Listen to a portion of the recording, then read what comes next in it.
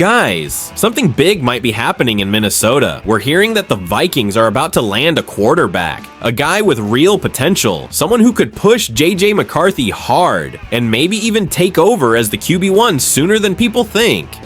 Yeah, this move could completely shake up the future of this team. Before we dive in, if you love the Vikings like I do, make sure to hit that subscribe button and help us hit our goal of 4,000 subscribers here on Report Vikings. It means a ton, and you won't want to miss what's coming next, because this is about to get interesting.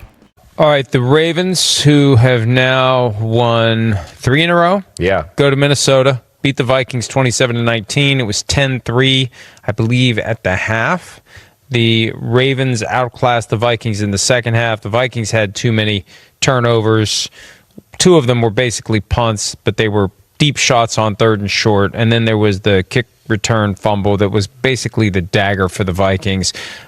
Give me 5 words or less. Chip, chip, chip, chip, chip, chip, chip, chip. They just chipped away at that lead. There's 5 chips there, officially. But yeah, I mean, it wasn't a pretty game, but like, they just kind of hung around. And then, get the field goal before the half like you talked about. They do that. They get an interception, right? Then 3rd quarter, they get another field goal. And then, like you said, off of that field goal comes the fumbled kick return. And then, boom, they score a touchdown and they have total control of the football game, right? So good, complete, tough road victory. I don't think Lamar Jackson's even 100% yet. I don't get the sense when I watch him run that he's really running full speed yet. I think he's being careful with it to a degree. But we saw the defense give the Vikings offense issues. They put the pressure on JJ McCarthy yesterday. That to me was the big thing. They were like, we're not going to let the run game get going like it did last week. We're going to see if JJ McCarthy and his right arm can continually throw the ball and move the ball down the field that way. And of course, he went 20 for 42. And that's not numbers that are conducive to winning a football game against a team like the Baltimore Ravens. 20 for 42, 248 yards, a touchdown, and 2 interceptions. Justin Jefferson, 4 catches, 37 yards. Took a couple of shots on 3rd and short. My 5 words are... Chip, chip, chip, chip, chip. No, I'm looking bigger picture here. Yeah. Vikings need a quarterback competition. I think they need to sign somebody in the offseason, not as you're going to be the starter and JJ's out. I think they need to make him earn it against someone. They need him to be in the day in and day out competition to push him toward his ceiling. And whatever his ceiling is, it is what it is. But right now, I am concerned the ceiling isn't where it needs to be, because we can't have 1 week it all clicks. And it's not like he's been, like, I feel like he's never going to be gunslinger. He's never going to be Matthew Stafford. It's going to be, what can I do at the right time, make the right play in the right spot. Sometimes we win, sometimes we don't. I think they need to be looking for somebody with a higher ceiling. And so they need to either push him toward the higher ceiling internally, or they just need to pull the plug. Yeah. But I think I've seen enough. I've seen enough football over my lifetime to know that this guy's got a ceiling that is not going to take him into the top 5. I think you're being a little presumptuous. Okay, or like premature. That word? Yeah, I mean, presumptuous could work too. Yeah, but he's not on the precipice of being a franchise quarterback. Let's just say. Well, that. It's still too early to tell. Let's let it work out a little bit here. I mean, I understand what you're saying, and I think if we get to that point at the end of the year where we're still seeing a lot of play like this right here, then yeah, I get you. It's chicken and the egg again. The greats declare themselves. They don't need time. Patrick Mahomes didn't need time. Josh Allen didn't need time. They just show up. I guarantee you, if Patrick Mahomes had played as a rookie, he would have still been Patrick Mahomes. Like, how much? Okay, but much of this? Those are two of the greatest of all time. I know, but right? I'm just So that's where I just like. I want the Vikings to have one of those too. And I should have not. Let's find another. I'm going to change mine. It shouldn't be chip, chip, chip. I'm just going to say, watch out, here they come. That's because the Ravens, watch out, here they come. And the damn AFC, they're capable of winning the AFC still and going to the Super Bowl. So they're that kind of football team. But I think to your point, okay, with JJ McCarthy and all that as well, like, I understand what you're saying. They just need to find a way to get the most out of him. And what is it? Okay. And next year they need to be better protected. They need to have an alternative if it's not working, because I'm concerned that by next year. All right. You weren't concerned last Monday after he beat Detroit. I was still concerned. But you were feeling good. But I was feeling good, but I was still concerned. Here's my point. They got to help out a little bit too. Again, he can't be the leading rusher. He can't be the leading rusher and the leading passer and do everything. And this, to me, goes back on the Vikings and Kevin O'Connell. Last week, they helped him out. Yeah, special teams was big. The defense made some plays. They ran the ball. And then he made a few plays to go along with that. He's still a rookie. And that's the way it has to be. Yesterday was like, hey, it's your 4th start ever. Can you carry us to victory against Baltimore, who's on fire and foaming out of their mouth? And I just don't think that's fair to him right there. So that's where I just say, let's just wait it out just a little longer before you try to walk him off the plank, okay? Well, all I'm saying is I want them to push him. Yeah, I feel like he gets coddled a little bit. Like, let's not coddle. Let's see what they have. Let's just see what they have and make the decisions accordingly. And, that's the thing. Most tough decisions, the answer becomes obvious by the time you reach a decision point, whatever that decision may be. Next player, though, is J.J. McCARTHY. J.J. McCARTHY here. And this is a fun one for me because when I love talking about young quarterbacks. He's not a rookie quarterback, but I mean, it's his first season. So I look at him as like a rookie quarterback, or our first season as a starter. So I look at him as a rookie quarterback there.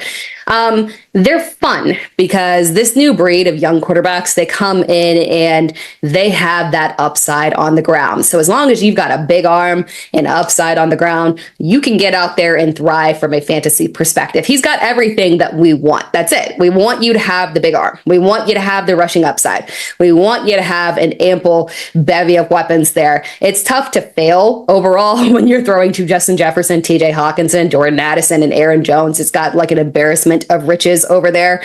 I mean, my God, who can ask for that? I mean, basically, it's just, like Cincinnati, right? and the pass catchers here in Minnesota, right?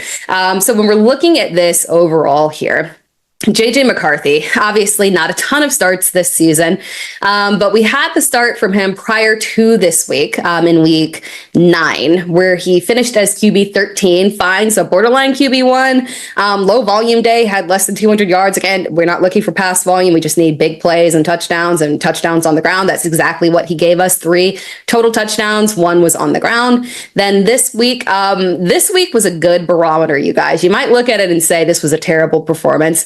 The fact that he is QB 14 on the week, obviously pending tonight's games, where, I think 1 might pass him in this one. Probably, Jalen Hurts, Jordan Love is kind of, they're right there in terms of rankings this week. But with J.J. McCARTHY giving us a QB 14 performance in a day that was...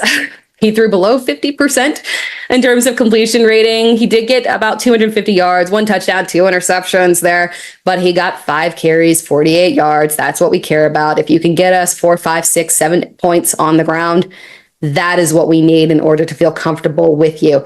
And quite frankly, this should have been a better performance. If you guys watched the game there, or saw the highlights of the game, Justin Jefferson was not himself. He had a little George Pickens-esque game there where he kind of gave up on some stuff. Didn't really look like he maybe just woke up on the wrong side of the bed. Quite frankly, was whiffing on some plays, dropped a touchdown pass there. So this really should have been a better performance. This should have been a solid QB1 performance there. Again, J.J. McCARTHY has everything that we are looking for in upside. And again, we talk about the rest of season schedules. That's what we care about here. We are building for the stretch run. The rest of season schedule for Minnesota, you cannot ask for a better rest of season schedule. They have Chicago this week, Green Bay, obviously that's a little bit of a shaky matchup there. Seattle, that's a team that tends to push volume. Then you get Washington, Dallas. They added weapons, but at the end of the day, we need to see how Dallas comes together. Then we have New York Giants, good matchup there, excellent matchup, and then Detroit. Again, Detroit is the matchup where he finished as QB 13, so that's a fine matchup for him as well. Overall, he should have QB1 upside rest of season here. There's more to come here. If you're looking for, and obviously, maybe you've been riding the Joe Flacco wave, and we've got the news that Joe Burrow, his practice window is going to be opened up here. He could be returning soon. So if you need a quarterback, you've been struggling and streaming here, J.J. McCARTHY can potentially carry you through rest of season here. And to move on to our next player here. So let's get right to it. According to multiple reports, the Minnesota Vikings have traded for Spencer Rattler from the New Orleans Saints. Yeah, that's Spencer Rattler, the same guy who came out of South Carolina with all that hype, elite arm strength, mobility, swagger, and now he's coming to Minnesota. And I'll tell you right now, this is a fascinating move for Kevin O'Connell and the Vikings. Let's be honest, Vikings fans, we all love JJ McCarthy. The kid's got potential, but potential doesn't win games. We're sitting at 4-5, dead last in the NFC North, and the biggest reason, inconsistency at quarterback. Last year, when Sam Darnold was under center, the offense flowed. It had rhythm. It had confidence. This year with JJ, it's been flashes of brilliance mixed with a lot of growing pains, accuracy issues, hesitation, holding the ball too long. It's all adding up. And with JJ also battling nagging injuries, the front office clearly decided we need to bring in competition, real competition. Now here's why this move actually makes sense. Spencer Rattler isn't just some random flyer. When he got his shot in New Orleans earlier this year, he quietly put up 1,586 yards, 8 touchdowns, 5 interceptions, and completed nearly 68% of his passes. That's efficiency, man. And remember, that was behind one of the worst offensive lines in the league and a team sitting at 2-8. In other words, the guy made the most of a terrible situation. Now imagine what Kevin O'Connell could do with him. O'Connell has a track record of reviving quarterbacks. He made Sam Darnold look good last season, and even Carson Wentz showed flashes before the injury this year. Rattler has the arm talent, the mobility, and the confidence to thrive in that system. Here's what's really intriguing though. This move isn't just about depth. This is about pressure. The Vikings are sending a clear message to JJ McCarthy. The job's not yours forever. Competition brings out the best in players, and maybe that's exactly what McCarthy needs. Someone right behind him with the tools to take the job if he doesn't step up. And even if McCarthy develops, having Rattler gives Minnesota one of the most interesting young QB rooms in the NFL. You've got 2 guys under 25 with legit starting potential. That's rare. Now, personally, I love this move. It's low risk, high reward. The Vikings didn't have to give up a first rounder or anything crazy. You get a quarterback with a chip on his shoulder, a guy who wants to prove he still belongs in this league. And if he clicks with O'Connell, man, this offense could be electric again. Picture it. Spencer Rattler rolling out, hitting Justin Jefferson on a deep cross, or finding Jordan Addison in stride for a 40-yard strike. That's the kind of upside that changes seasons. So here's the question, Vikings Nation, what do you think? Do you like the move for Spencer Rattler? Do you think he can actually challenge JJ McCarthy for the starting job? Or is this just about adding depth and insurance for the rest of the season? Drop your thoughts in the comments. I want to hear from every single one of you. And again, hit that subscribe button and help us reach 4,000 subscribers here on Report Vikings. We're growing fast, and we've got so much more to talk about as this story develops. I'm Victor, and if there's one thing we've learned this week, it's that the Vikings are not done making moves. Skull baby.